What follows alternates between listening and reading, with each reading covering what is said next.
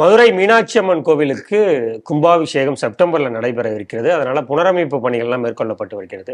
அதுல ரொம்ப அதாவது சுற்றுலா பயணிகளை, ஆன்மீக பக்தர்களை கவரக்கூடிய மாதிரியான ஒரு சித்திர ரத கல் அப்படின்னு ஒண்ணு இருக்கு. அதை புனரமைக்கிறோங்கிற பேர்ல அதை இடிச்சிட்டாங்க. பக்தர்கள் இது பெரிய கவலை தெரிவிச்சிருக்காங்க. இப்படி பண்ணிட்டீங்களே, மீண்டும் அதை கொண்டு வர முடியுமா அப்படின்னு சொல்லிட்டு. ஹெச்ஆர்என்சி தொடர்ந்து இது போல வேலைகளை தான் செஞ்சுட்டு இருக்கு அப்படிங்கிறது பொதுமக்கள் கருத்தா இருக்கு. இந்த செய்தி எப்படி பாக்குறீங்க? அதாவதுங்க, இது ஒரு நாளில் நடந்த சம்பவம் கிடையாது. 2018 அங்கே கடை வச்சிருந்த கடைக்காரங்கள்னாலையா, இல்லை ஹெச்ஆர்என்சியே ஏதாவது ஒரு உள்குத்து வேலை செஞ்சுதா, வேலையே பயிரை மெஞ்சுதா என்னங்கிறது இன்னி வரைக்கும் அது மர்மமாகவே இருக்குது. வசந்தராயர் மண்டபத்தில் தீப்பற்றி எரிஞ்சுது 2018. அதுக்கப்புறம் நாடு முழுக்க இருக்கிற கடைகள் எல்லாம், கோவில் வாசலில் இருக்கக்கூடிய கடைகள் எல்லாம் மறுசீராய்வு செய்வோம், அதை நாங்கள் வரையறைப்படுத்துவோம் அப்படின்னு அன்னைக்கு இருந்த ஆட்சியாளர்கள் சொல்லி ஏதோ அந்த நேரத்தில் பண்ணாங்க. எனக்கு அன்னிலேருந்த ஒரு விஷயம் என்னென்னா, யாராவது ஒருத்தனை வலது காலில் சுட்டுட்டான் அப்படின்னு வச்சுங்க, இல்லை வலது காலில் வெட்டிட்டான் அப்படின்னா உடனே காவல்துறை என்ன பண்ணும்? அந்த வெற்றவனை தடுப்போம், சுட்டவனை தடுப்போம் அப்படிங்கிறத விட எல்லாருக்கும் வலது காலுக்கு பாதுகாப்பு கொடுப்போம். அப்போ இடது கால் இந்த மாதிரி அவங்க விசித்திரமாக இருக்கும், ரொம்ப ஒரு குரூரமாலாம் இருக்கும் அவங்களுடைய சிந்தனைகள்லாம். ஸ்காட்லாந்து போலீஸ்ன்னு ஈடு இணையற்றவர்களை நீங்க சொல்றீங்க. உண்மையிலேயே ஸ்காட்லாந்து யார்டு போலீஸ் தான். இந்த அரசியல் தலையீடு, குறுக்கீடு அதெல்லாம் தான் ரொம்ப கடைசியில் வடிவேல் மாதிரி சிரிப்பு போலீஸாக இவங்களை ஆக்கி வச்சிருக்கு.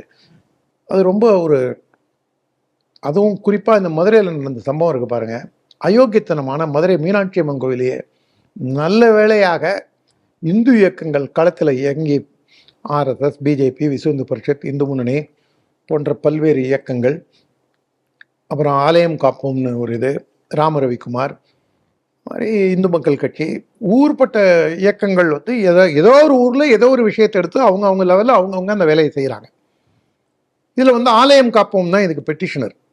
அந்த ஆலயம் காப்போம் நிர்வாகி பேர் கோலப்பனை ஏதோ ஒன்று படித்தேன், அவர் தான் போய் பெட்டிஷன் கொடுத்துருக்காரு.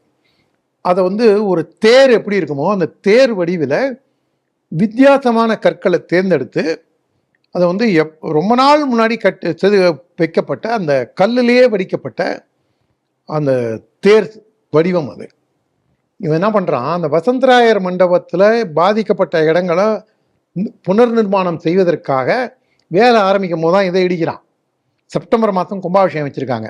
கும்பாபிஷேகத்துக்குள்ளே இந்த வசந்தராயர் மண்டப வேலையை முடிக்கணும்.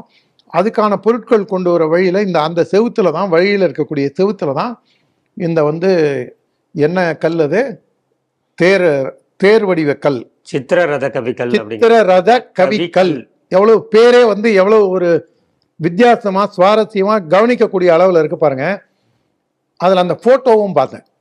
அதில் நீல கலர்ல இருக்கு, ப்ரௌன் கலர்ல இருக்கு.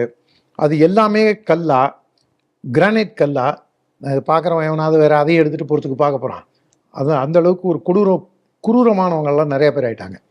அந்த சித்திர ரத கவிக்கல் அதெல்லாம் உடைச்சி வெளியில் கொண்டு போய் கொட்டி அதுக்கப்புறம் இந்த வேலையை செய்கிறான். இதுக்கு முன்னாடி ஒரு 10 வருஷம் முன்னாடி பார்த்தீங்கன்னா ஒரு 60-70 தூணை கட்டினானுங்க. பெரிய தூண், நாயக்கர் காலத்திலேயோ அதுக்கு முன்னாடியோ பாண்டிய மன்னன் காலத்திலேயோ வைக்கப்பட்ட தூணெல்லாம் கட்டினான். ஏன்டா இந்த கருங்கல் தூண்லாம் கட்டுறேன்னு? இல்லைங்க, இந்த தூணெல்லாம் சரியில்லைங்க, வயசாகிடுச்சுங்க. நம்ம ஊரில் நீங்கள் வீட்டில் மூங்கி கழியில் முட்டி கொடுத்துருப்போம். அந்த மூங்கி கழி என்ன ஆகும், கீழே கரையான் பிடிச்சி அரித்து காலப்போக்கில் அது இத்து போய் அதை பிளாச்செல்லாம் வெளியில் அதுக்கப்புறம் மாற்ற வேண்டிய இதில் இருக்கும். நீங்கள் மரத்தில் வச்சிங்கன்னா கூட, வேப்ப மரமோ பூரிசு மரமோ எதில் வச்சாலும் அது ஒரு 2 வருஷம் கழித்து அதை மாற்ற வேண்டிய, ஒரு 5 வருஷம் கழித்து தண்ணி பட்டு ஏதோ இதாகும். ஆனால் கருங்கல் இந்த மாதிரி பாதிக்கப்படும்.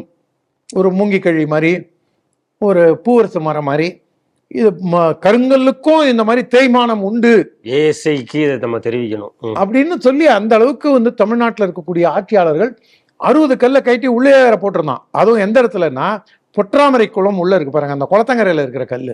அப்பவே அண்ணன் ஹெச் ராஜா போன்றவர்கள் கண்டித்து சொன்ன விஷயம் என்னன்னா, வீரத்துறை ராமகோபாலன் உட்பட சொன்னது என்னன்னா, இதெல்லாம் கொண்டு போய் பெரிய பெரிய பணக்காரன் ஃபாரின்ல இருக்கான் பாருங்க, I got this from India, this is the ancient sculpture, see the artistic work of the Indians அப்படின்னா அவங்க பெருமைக்காக வீட்டில் பாருங்க, இந்தியாவிலேருந்து நான் அதை எடுத்துகிட்டு வந்திருக்கேன்.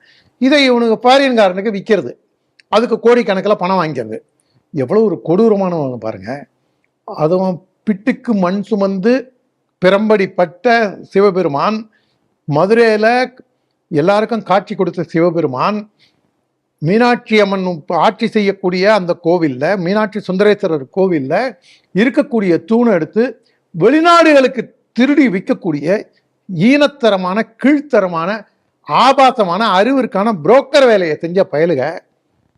அதையும் ஒன்றும் ஹெச்ஆர்என்சி பெரிய அளவில் இது பண்ணல. இல்லைங்க, நாங்கள் அந்த தூணெல்லாம் திரும்பி வச்சுடுறோங்க. ஏண்டா திருநேன் தென்னை மரத்தில் ஏறினேன்? இல்லைங்க, நான் அதான் இறங்கிட்டேன். இல்லை, ஏண்டா ஏறினேன்? அதான் இறங்கிட்டேன் இல்லைங்க, அப்புறம் ஏங்க கேட்குறீங்க? அவனுடைய நோக்கம் தேங்காய் திருட. கிட்டத்தட்ட அதே பதில் தான் இந்த பயில அங்கே சொன்னானுங்க. இப்போ அதோட நீட்சியாக தான் இதை பார்க்குறோம். இதுக்கு வந்து புகார் கொடுக்கப்பட்டோன்னு, இல்லைங்க, நாங்கள் சித்திர ரத கவிக்கல்லை நாங்கள் மீண்டும் அதே மாதிரி ஃபிக்ஸ் பண்ணிவிடுவோம், நாங்கள் அதே மாதிரி கொண்டு வந்துடுறோம். அந்த சித்திரரத கவிக்கல்ல தேர் வடிவில் இருக்கக்கூடியதில் ஞானசம்பந்தர் பாடிய தேவார பாடல்கள் அதில் செதுக்கப்பட்டிருந்திருக்கு. அதுதான் அதில் ரொம்ப முக்கியமான சுவாரஸ்யமான விஷயம்.